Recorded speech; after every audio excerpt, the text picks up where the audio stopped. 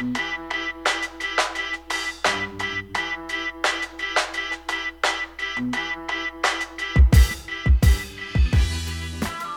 you first act, and then you're gonna change your way of thinking, rather than try to think and then change your way of acting.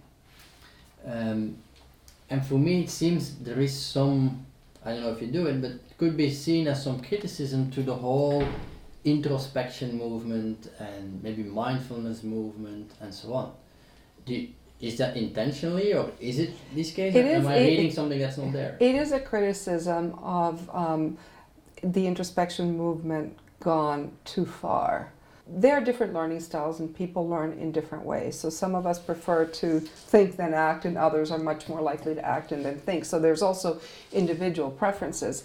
What I'm talking about here is a very specific case of where you're moving into roles that are very different from anything you've ever done. And it's not just a matter of picking up some new skills.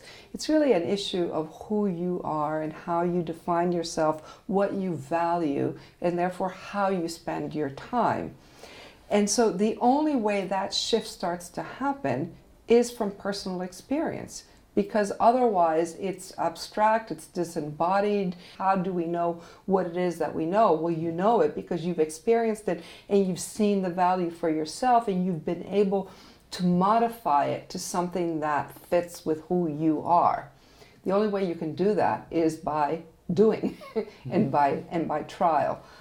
It doesn't mean that reflection and introspection isn't valuable, but I have seen people at these transition points trying to make it via introspection, trying to figure out, what is the key to the change process, or what is the key that's going to help me figure out just who I am so I can find that perfect match, and you don't find it that way. In fact, introspection is actually a great way of focusing on your strengths and the things you should continue to do, as opposed to the new and different things that you need to make happen. And how would you respond to people who say, yeah, but I'm not going to do this because that's not me?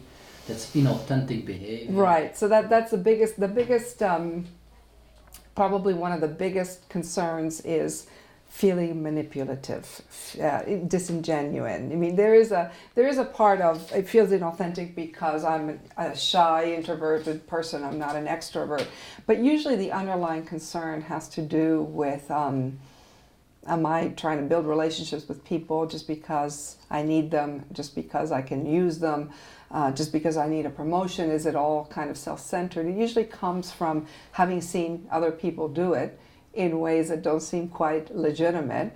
At the same time, these people struggle because they know, the reason we're having the conversation is because they know they need to broaden their networks in order to have their work be visible, in order to be recognized, in order to be rewarded.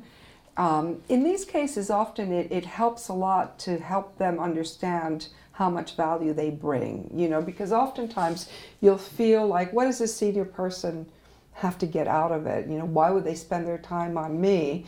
Not realizing that those senior people are dying to get some perspective that's different and that comes from a different place, because they can be so much blinded by their position and by people not sharing with them their own perspective.